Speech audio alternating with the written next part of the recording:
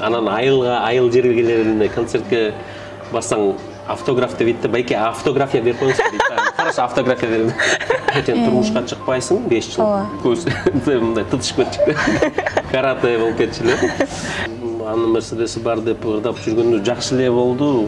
Оштон жақсы эле мындай квартира алганбыз да. 3-комнатный квартира алганбыз. Анын Мерседесі бар дегендермен танылганбыз да. Маршрутка айдаган деле ырчы, Дордойдо иштеген деле ырчы. Бирок ал костюмда биздики эмес болчу. Жанан эч качан бөлбөйм да. Сен мурда байке менен жашап кеткенсиң. Анан аябай жылдыз болуп кетебиз да. Айш байкем тиги деле мурда жеңим болгон Клара жеңим деле. Аларга биз өзүбүздүн формабызды бердик. Алар могу бизге апапак костюм шумун берген. Костюм шумун бергенбиз, костюм берген. Ошону алмаш күн, бирок мен айта албайм жаштардан баары эле жандуу ырдаганга даяр деп айта албайм.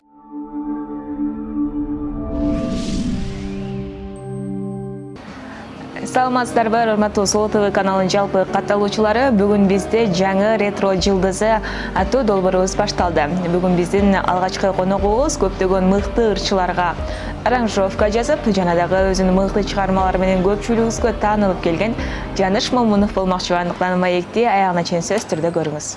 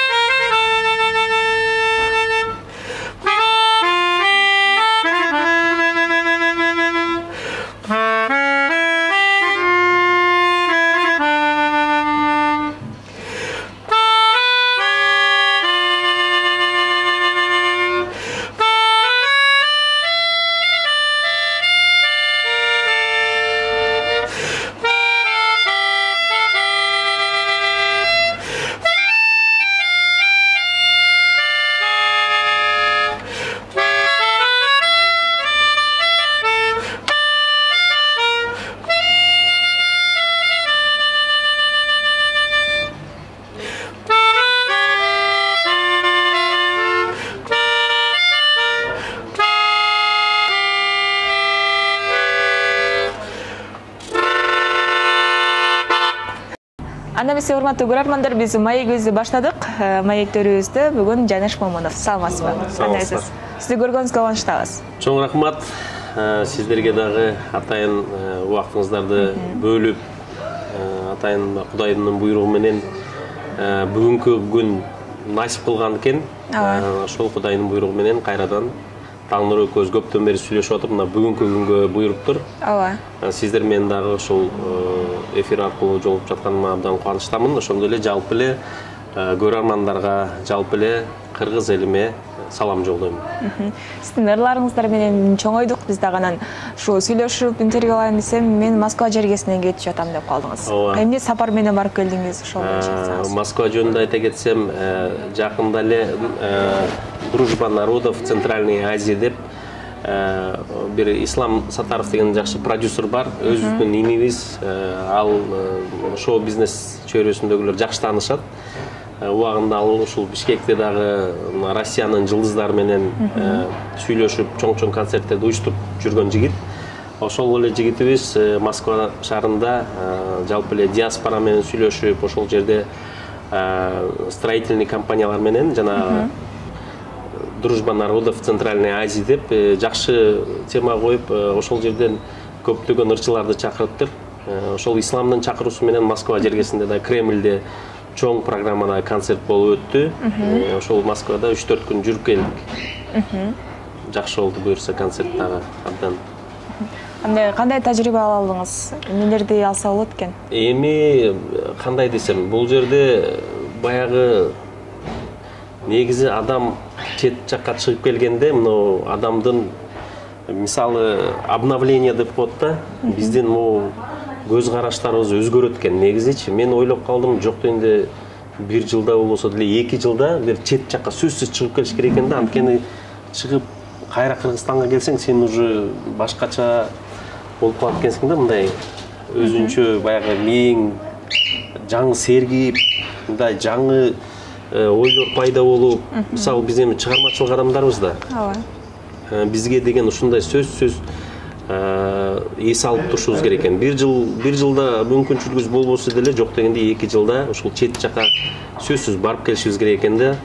Мисалы Россиянын ырчылары менен ушул чет өлкөлүк Европанын ырчылары менен аралашып бир сахнада бир жүрдүк да. Эми алар менен чогуу жүрүп, алардан сөзсүз бир жакшы жактарын аласың да. Бул тем более баягы опыт өзүңө сөзсүз пайда болот экен. Мен Кремльге мунусунда Кудайдын буйругу менен кайрадан экинчи жолу бардым. Анткени биринчи жолу барганда Самара Каримованын чакыруусу менен баргам. Ошондо да биринчи жаңы барганда сөзсүз таң калыштуу болот да Кремльге, анткени ал жерде правительственный уровеньдеги концерттер, жалаң өкмөттүн ушу Россиянын президентинен баштап ушул жалпы эле өкмөттүн кишилери жыйынды ошол жерде өткөрүшөт. Ошондуктан мен үчүн экинчи жолу кайрадан Кремльге Кудайым насип кылган экен, кайрадан сыймуктануу менен барып келдим да. Мынакей сахна деп калбадыңызбы? Биз сиздерди Жаныш Байыш тобу менен биргеликте көп көрүп калганбыз. Ошол менен биз чоң ойдук. Анан бүгүн ошол темага көбүрөөк басым жасайлы деп чечтик. Макул, жарайт, сүйлөштүк. Жаңы баштаганда анан көпчүлүккө кызыктырганы бул костюмдарыңыз болчу экен да. Ошол боюнча айтып берсеңиз, түзүлүшү кандай өзгөчөлүктөр бар эле ошол учурда?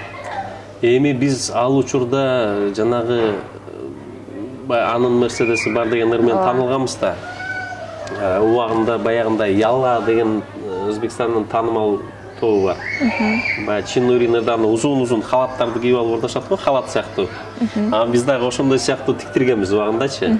Анан баягы костюм деп калдыңыз, анын Мерседеси бар да, бир четинен бизге чак эмес, бир аз чоңураак костюм кийип алып турбуз да, ойлоп көрсөк, бирок ал костюм да биздики эмес болчу. Мындай болгон, убагында ушул Абдымалик Шырматов менен Ош чергесинде концерт болуп калды. Анан Өзбекстандан коноктор чакырганбыз. Ошондо Мафтун деген группа келген. Өзбекстанда аябай таанымал группалардын бири экен. Анан алардын жанагы ошол ап-апак костюм кийип чыкканы бизге жагып калды, бирок биздики формабыз башкача болчу. Мындай жылтырак кара цветте болчу да. Бирок современный тигилген. Анан жанагы балдар менен достошуп калдык концертте. Аябай ага-ини болуп байланышып туралы. Анткени алар да шоу тармагында жүрөт да. Алар 3 күн биз менен Ошто жүрүштү. Дилшат, Закир деген өзбек улутундагы балдар, жигиттер аябай жакшы, жөнөкөй, кичпейил балдар экен. Анан достошуп калып, анан келгиле ушул бири-бирибизден эстелик болсун деп, аларга биз өзүбүздүн формабызды бердик. Алар бизге ап-апак костюм шымын берген. Костюм шымын берген, костюм берген. Ошону алмашканбыз да. Анан кийип көрсөм мен могу жер менен келип калгам. Бирок мейли баягы эстелик болсун деп, ошолордун костюму менен да гастролдо жүрдүк. Анан Байыш бир күн эле айтып калды, клип тарталы деп. Ошондо анын Мерседеси бар деген клипке ошол ап-апак костюмдарды кийип чыкканбыз да. Бирок комментарийлерде жазат, костюмуңар өзүңөрдөн чоң экен депчи. Ошондой кызыктуу окуялар да болгон да. Мисалы үчүн ошол клиптерди, анан башка клиптерди карасак деле мындай үнү жакшы болбой калган, ал учурда техникалар кандай эле? Туура айтасыңар. Ал учурда деген азыркындай компьютер менен жасап коймой деген жок болчу да. Кандай ырдасаң, фальш ырдасаң, фальш түшөт да, оңдобойт. Ошон үчүн бирок ал учурда деген ырчылардын тембр голоса сразу эле байкалчу да. Азыр эми баары эле компьютердин жардамы менен ырдай алган деле эми баары көбүнчө компьютердин жардамы менен оңдолуп атат азыр, чынын айтканда. Ал кезде биздин учурда кандай ырдасаң, записьте ошондой түшчү да. Ошол кезде мына чыныгы ырчылар ошол кезде байкалчу да. Азыр билбейсиң, мисалы маршрутка айдаган деле ырчы, дордойдо иштеген деле ырчы. Иш кылса кайсы тармакта болбосун, акча болсо эле. Мен ырдайын деп чечтим, мен байке жар ырдайын деп чечтим деп карасаң, каякта иштейсиң десең, совсем эле бөлөк тармакта да. Анан таң калып коесуң, анан бир четинен азыр ошол компьютердин жардамы менен үндөрдү оңдоп койсо болот. Ошон үчүн азыр ырчылардын көбөйүп кеткенин себеби да ошондо. Үндөрдү оңдоткандар да. Үндөрдү оңдоп бүт жасап коюшат да. Мисалы үчүн ошол учурда көпчүлүк ырчылар айтып коет го, биз анда көчөгө чыккандан тартынып калчубуз, анткени автограф сурагандар көп болчу. Ырчылардын өзүнчө бир статусу бар болушчу депчи. Ошондой эле ал учурда дагы. Биз деле ошол Мерседеси барды тартып, анан аябай жылдыз болуп кеткенбиз да. ошондо байшы көз деле шаарда жүрүп калсаң сөзсүз жаштар келет, таанып калгандар сөзсүз автограф берип коюңузчу депчи. Анан айыл жергелеринде концертке барсаң автограф деп айтты, байке автография берип коюңузчу дейт. Хорошо, автография берем. Аябай кызыктуучулар көп болгон. Негизи Кудайга шүгүр ошондон бери эле жакшы. Канчага созулду ошол Жаныш Байыш тобу? Биз Байышы көз ошол 92-93 жылдары чыкканбыз да. Биринчи эле ошол Динара Акулова, Абдумалик Ширматовдор менен баштаганбыз. Динара тобу деп Байышы көз 3-4 жылдай чогуу иштеп, андан кийин бөлүнүп кеттик. Азыр жалпы эле чыкканыбызга бир 25-26 жыл болуп калыптыр, билинбей элечи. Ошон үчүн айтып коет экен да, убакыт зымырап учкан куш сыяктуу депчи.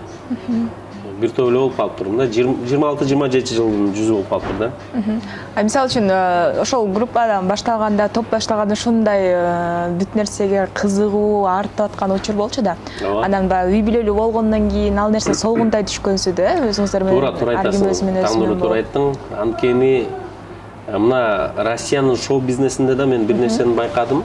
Мисалы балдарды группага алганда, балдарды алабы, кыздарды алабы, алар бир 5-6 жылга контракт түзүшөт экен. Сен турмушка чыкпайсың 5 жыл, же 5 жыл үйлөнбөйсүң деп. Анткени ойлоп көрсөм ошол туура экен да. Анткени үй бүлөлүү болгондон кийин сен алыс жака гастролго кете албай калат экенсиң. Бала чакылуу болгондон кийин баягы үй бүлөлүк тиричилик дегендей балаңды мектепке алып барышың керек, садикке, бала бакчага алып барыш керек. Өзүнүн түйшүгү болот экен. Ошо менен эле билинбей эле баягы сен баягы чыгармачылыктан алыстай түшкөндөй сезилип калат экен да. Бир четинен үй бүлөлүү болгондун деле жакшы жагы бар. Бала чакалуу болуп, балаң чоңоюп дегендей. Эки жагы тең бар экен да, мындай ойлоп көрсөң. Мисалы үчүн бир туугандар бир топто жүргөн учурда мындай келишпестиктер, бири-бириңиздерге жакпай калган учурлар көп эле болсо керек. Андай учурда болгон, анткени бойдокпуз да баарыбыз. Мен дагы көп беттим да.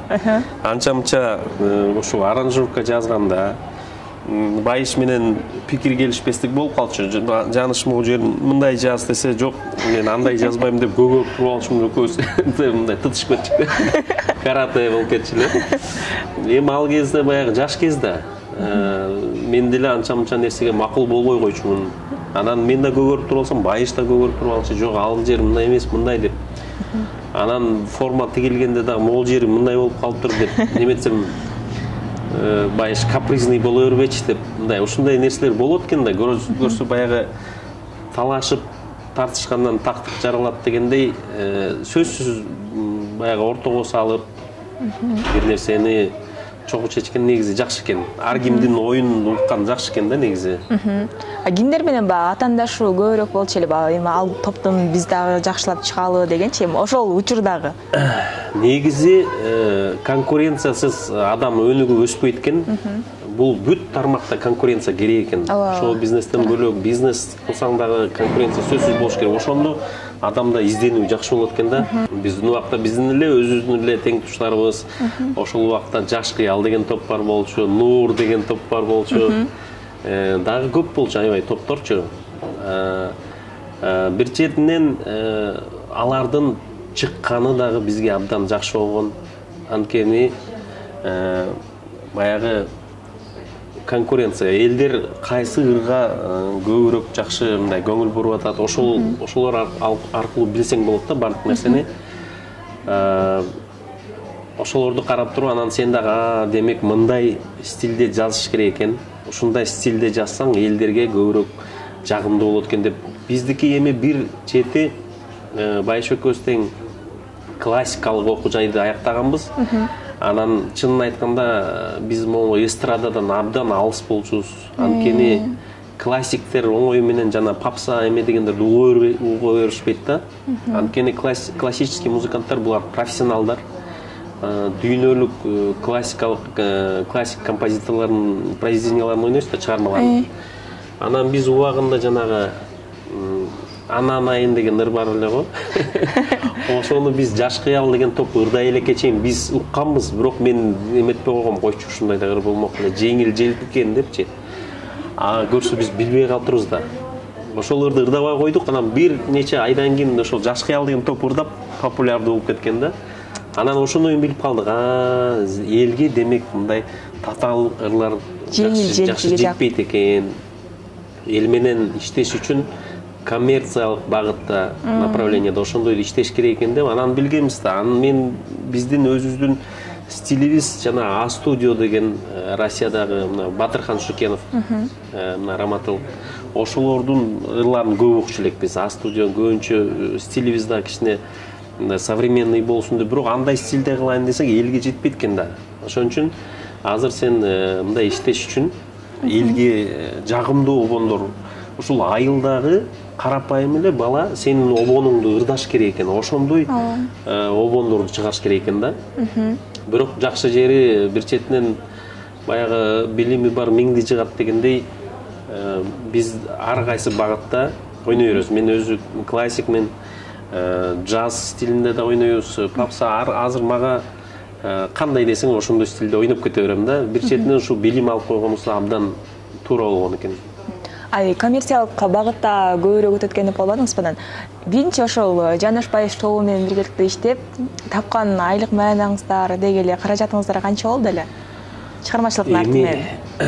Биз эми убагында бирок ошо анын Мерседеси бар деп ырдап жүргөндө жакшы эле болду. Ушул Оштон жакшы эле мындай квартира алганбыз да. Трехкомнатный квартира алганбыз. Ошол убакта жакшы эле болгон. Анан кийин аябай ошол гастролдоп жүргөндө анан Бишкектен азыркы мен жашап аткан үйдү дагы алганбыз. Ошол гастролдоп алганбыз да. Ошо шүгүр баягы жыйынтыгы жакшы эле болгон. Ошого Кудайга шүгүр дейбиз. Мисалы үчүн азыркы тапта аранжировка жазып эмгектенип атасыз. Кимдерге көбүрөөк жазып бересиз? Азыркы тапта деги эле Жаныш Момунов эмнелер менен айлык болуп атат?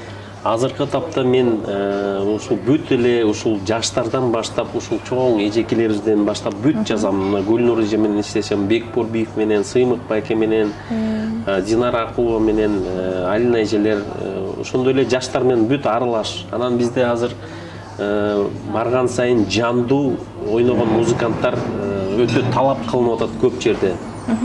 Жакында эле Ырыскелди Осмонкулов менен Ош шаарына барып келдик, анда жандуу ойнодук да. Мен ошо клавиша да ойнодум. Жандуу болду, бирок бас-гитарист, урма-аспапта ойногондор. Кудайга шүгүр, азыр көп эле мындайча айтканда 80-90% ырчылар менен иштешем азыр.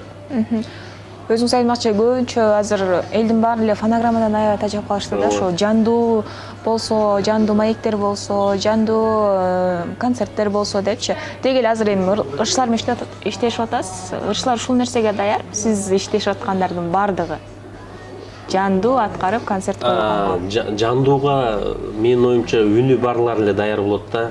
Анан жанагындай компьютердин күчү менен жасап жүргөндөр алар жандууга көтөрө албайт да. Жандуу кылыш үчүн сөзсүз күндө распевка баягындай ырдап туруш керек. Баягы машыгып туруш керек дегендей да. Анан бир эле жолу студияга барып наушник тагып ырдап коюп анан ошо менен 5 ай 6 ай оозун кыбыратып койгондо ал болбойт. Жандуу ырдаш үчүн жандуу ырдагандар өздөрү эле мындай терилип калат да. Мына биздин эски ырчыларыбыз, мына Бек байкебиз, Сыймык байкебиз, Гүлнур эжекелерибиз, Динара Акуловалар ушулар жандуу ырдай алышат. Эми жаштардан саналуу гана ушул Мирбек мисалы үчүн, Нурлан Насип деген сыяктуулар. Кыздарданчы, аялдардан? Аялдардан ушул Нена ырдашы мүмкүн, жандуу. Селима Абдылдаева деген ырдашы мүмкүн. Анан баягы конкурстарга барып жүргөн кыздарыбыз бар го. Славянский базар деген сыяктуу. Ошондой жерлерге барган эле Аяна ырдашы мүмкүн, Каныкей деген азыркы биздин жаштардан ошолор ырдашы мүмкүн. Бирок мен айта албайм жаштардан баары эле жандуу ырдаганга даяр деп айта албайм. Анда дагы ушул билинип калат да, ушундай деле терилип элдер мына жандуу эмес фонограмма кылган чакта деле кээ бирөө ырдап клип тартып атпайбы? Ошондо эле адамдын тембрин билип коет да, элдер деле уже комментарий жазганда, ай могу үнү жок экен, ырдабай эле койбойбу, андан көрө башка эле иш кылбайбы дегендер бар да. Ошон үчүн менин оюмча ушул шоу бизнес тармагында профессионал баягы ырчы болсоң токтогулдай ырчы бол, сынчы болсоң толбайдай сынчы бол дегендей, чымчыкты сойсо да касапчы сойсун дегендей туура да. Сөзсүз билим алыш керек. Анткени бул сен ырчысыңбы? Эч жерде уят болбошуң керек. Жанды уурдап бер дегенде жанды уурдап беришиң керек. Анан ошондой баягы ансамбль менен музыканттар коштоп турганда дагы баягы жерден билинип калбаш керек да. Анан тамагым ооруп атты эле, анан кийин мен эртең менен уурдай албайм дегендер болот го. Мен эртең менен уурдай албайм, тамагым ооруп атты эле. Мен муздак нерсе жеп алыптырмын деп шылтоо башталат да. Азыр биздин могу чоң байкелерибиз, эжекелерибиз ырда десең сразу ырдап кетет. Эми жаштарга айтсаң ошондой шылтоолорду башташат да. Биздики фонограмма эмес, 100% жанды ойнойбуз. Сен ырдап бер десең ошондой шылтоо башталат. Тамагы ооруп калыптыр, анан температура кетип атам деп. Ошон үчүн баягы шоу чөйрөсүн тандадыңбы, сөзсүз билим алып кой. Билим деген эч качан тоскоол болбойт. Адам деген ар бир инсан кайсы чөйрөдө жүргөсүн, ошол чөйрөнүн профессионалы болуш керек да. Менин жеке оюм ушундай. Жакшы билим алса, эч качан тоскоол болбойт. Мисалы үчүн биз дагы бүгүн Байыш байкени да чакырганбыз, анан убактысы жоктугунан келе албай калды. Анан негизи эле көпчүлүккө дагы бул нерсе кызык болсо керек. Клара Алибекова дагы ал сахна ырчысы, анан сиз деле сахнада жүрөсүз. Деги эле мамилеңиздер кандай? Мамилебиз 5. Мамиле деген абдан жакшы. Мисалы үчүн мен эми бул деген тагдыр турмуш деп коет экен. Эми ар кимдин жашоосу өзү билет да. Мисалы үчүн мен оюмча Кудайдын ушундай маңдайга жазылган нерсе экен да. Ошон үчүн мен эми алардын жашоосуна аралаша албайм, бирок экөөнө тең мен мындай жакшы Байыш байкем, тиги деле мурда жеңем болгон Клара жеңем деле абдан жакшы. Мен баласына дагы жолугуп Байыш экөөбүз тең жардам берип турабыз. Анча-мынча ал дагы бир учурда ырдайм деп дагы көрдү. Ырдасаң мен жазып берейин. Тиги мамаң ырдайм десем мага келсин, мен жазып берем ырларды десем, ушинтип жакшы сунуштар болгон. Бирок эч качан биз алар жөнүндө такыр жаман айтпайбыз. Ар дайым жакшы ойдойбуз. Анткени жаман дей берсең жаман болот. Негизи бирок бул жерде элдердин жанагы түшүнбөстүгү да болуп кетет экен. Кээде баягы бир эле жакты күнөөлөй берет го. Андай эмес. Бул деген бир гана Кудай билет. Баягы тагдырга жазылган нерседен эч ким качып кутула албайт экен. Ошон үчүн мен ар дайым жардам кылганга даярмын. Клара болобу, башкасы болобу, мага айырмасы жок. Мен адамды жана эч качан бөлбөйм да. Сен мурда байкем менен жашап кеткенсиң, же болбосо сен мурда мен менен жүрүп, допустим, башка ырчылар менен дагы урушуп кеткенсиң убагында, андай кылбаш керек. Адам кекчил болбош керек экен да.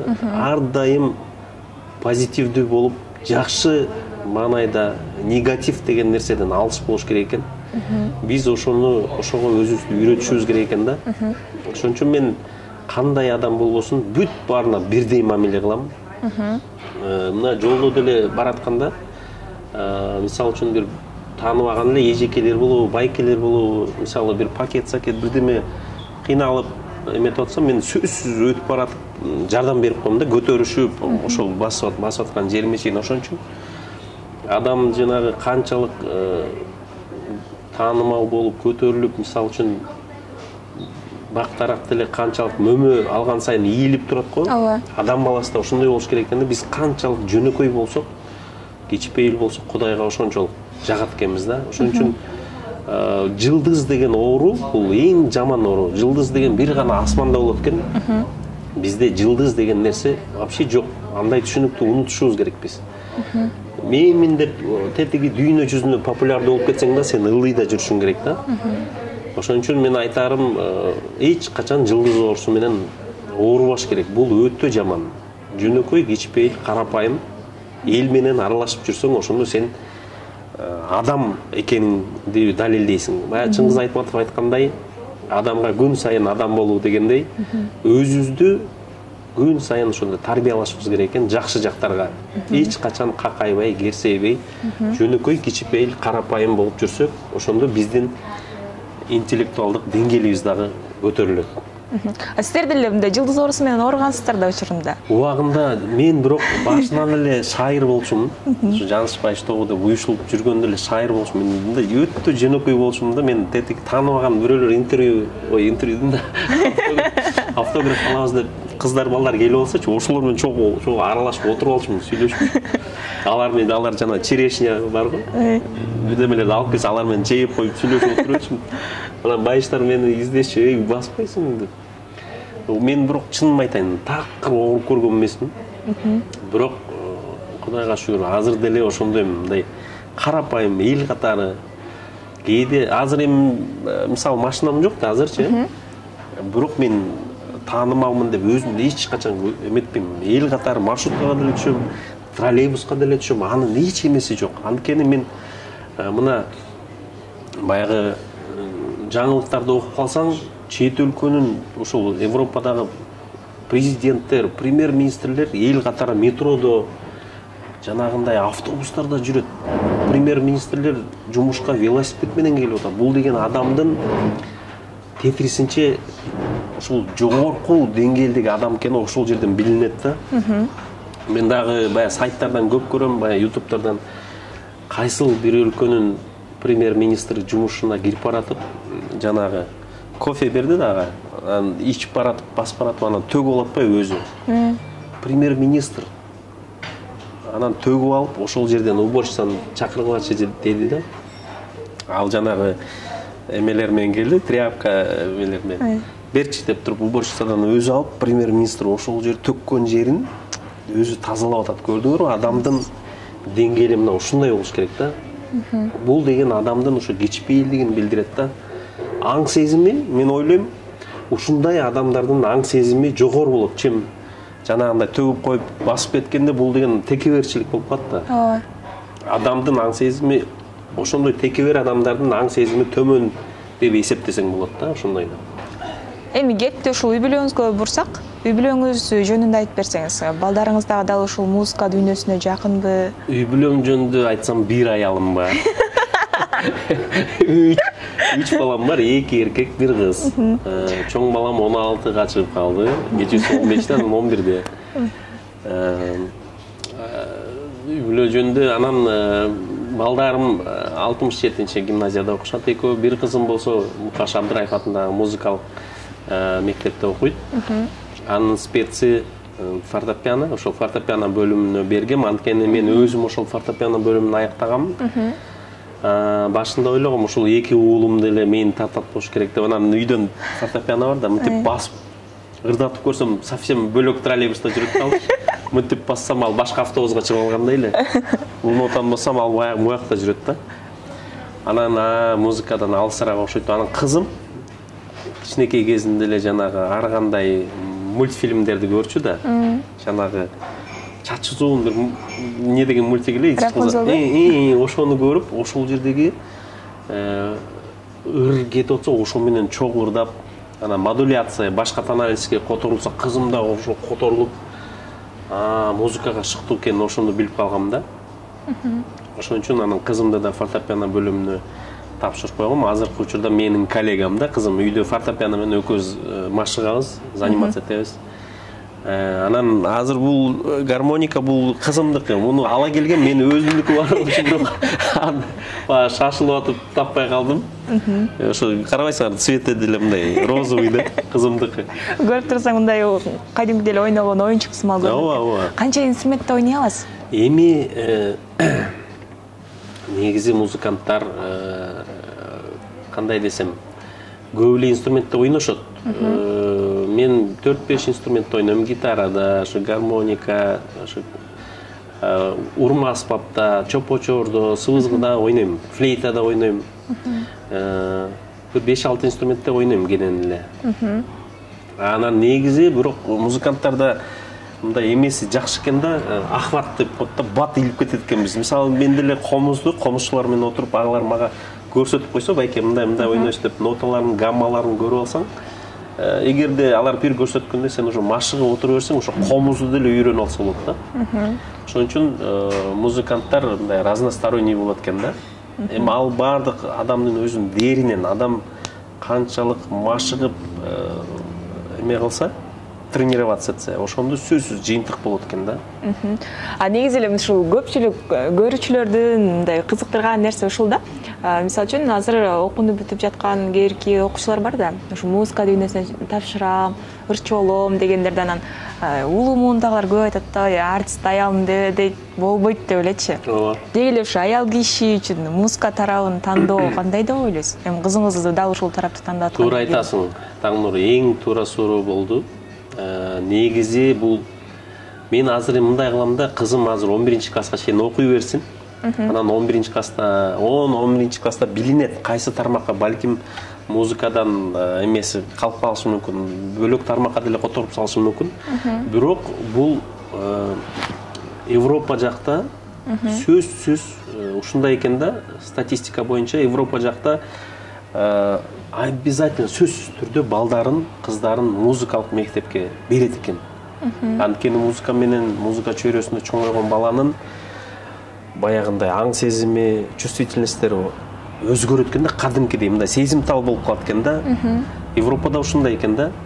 Анан чоңойгондон кийин өздөрү билет экен, кааласа башка вузга, жогорку окуу жайга тапшырат экен. Бир четинен мен туура эле кылдым деп эсептейм, кызымды музыкалык мектепке тапшырып. Анан дагы убакыт өтө берсин, анан 10-11 болгондо балким башка жогорку окуу жайга тапшырыш деле мүмкүн. Азыр эми музыка өзү үчүн деле мындай жакшы. Өзүңүз эле мындай тойпойго чыгып коесузбу? Тойпойго мен көп деле чыкпайм. Эми баягы клавишада чертип бер деп эле чакырып калышат кээде, ошондо эле чыгып коем. Негизи мен тойпойго көп чыга бербейм. Баягы көбүнчө студияда аранжировка жасап, ошондон убакыт бир четинен ошого да убакыт көп кетип калат да. Анан азыр өзүм дагы ушул маданият, маалымат, спорт жана жаштар саясатынын алдындагы улуттук маданий борборунун мамлекеттик жана юбилейлик иш-чаралардын өткөрүү бөлүмүндө башкы адис болуп иштейм. Көбүнчө убакыттагы ушул маданият министрлигинде көп убакыт өтөт да. Маданият министрлигин айтып калдыңыз, анда мурда бир чечим чыгып баштады эле, ушу фонограмманы такыр жоюп жиберсек депчи. Ага оюңуз кандай? Бир четинен Урчу калбай деп коркондо мен. Ооба, бир четинен туура айтасың. Ошондой нерсени ошол Ибрагим Жунусов, Ибрагим Кожоназаровичтин убагында болгон, ал демилге көтөрүлгөн. Андан кийин Султан Акимович Раев келип кайра алып салган ал нерсеничи. Бир четинен ал нерсеге биздин талап деле жооп бербейт.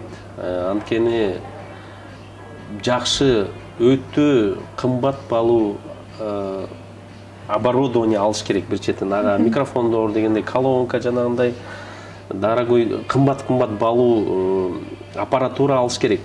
Мисалы үчүн ар бир клубка барганда ошондой стандартка жооп берген аппарат болсо, ошондо балким биздин ырчылар ошондо ырдап кетиши мүмкүн. Анан бизде баягы бир четинен аппараттарыбыз деле саналуу эле, шаарда бир 2-3 эле аппарат бар ушундай кымбат баалуу. Анан калгандары жана бүт эле баалар арзан болуп калат да. Бир четинен биз ырчыларга ошондой талап коердон мурда биз ошолордун нерсесине жооп берчү чоң жакшы профессионалдык деңгээлдеги оборудование, аппаратураларды алып беришибиз керек. Ошондо аппараттарды бүт баарын даярдагандан кийин анан сен ошо талапты койсоң болот деп ойлойм да. Ошол бул шоу бизнес чөйрөсүндө дагы бир четинен ырчыларга жакшы шарттарды түзүп беришибиз керек.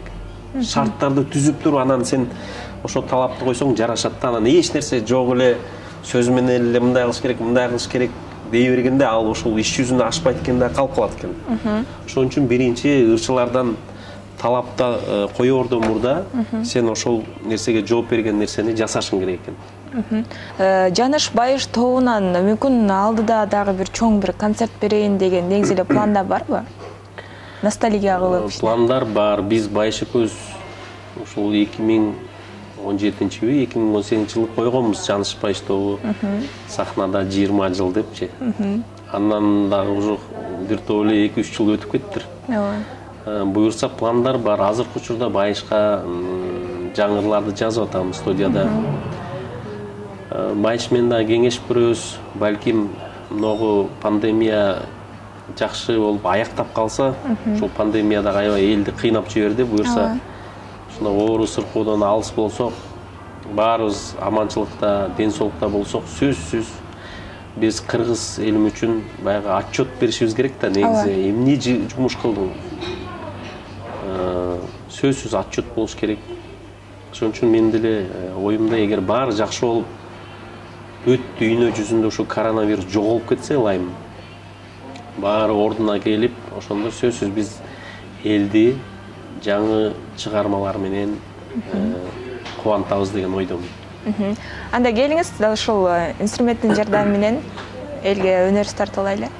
Бул айтпадымбы кызымдыкы деп.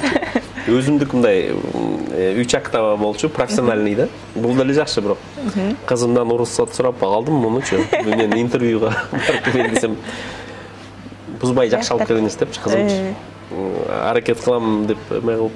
Анда эмесе сиздер үчүн Асанкалы Керимбаевдин огонуна жазылган Сулууга деген чыгармасын тартуулап берсем, негизи таңдыр экөөбүз сүйлөшкөнбүз, ушул рояль бар жерге баралы, мен рояльда да ойноп берейин деп, бирок тилекке каршы ал жак болбой калды. Мейли ошондой болсо деле эт жебесиңер деле шок кеткенди угуп койгула. Келиңиз.